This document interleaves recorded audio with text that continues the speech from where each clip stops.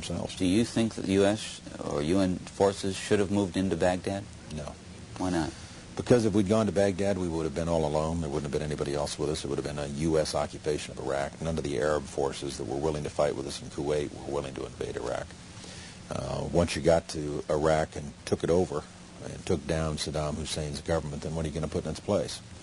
That's a very volatile part of the world, and if you take down the central government in Iraq, you can easily end up seeing pieces of Iraq fly off.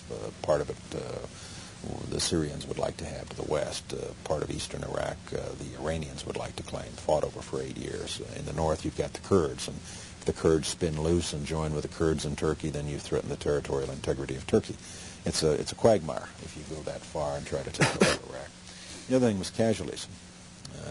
Everyone was impressed with the fact that we were able to do our job with as few casualties as we had. But for the 146 Americans killed in action and for their families, it wasn't a cheap war.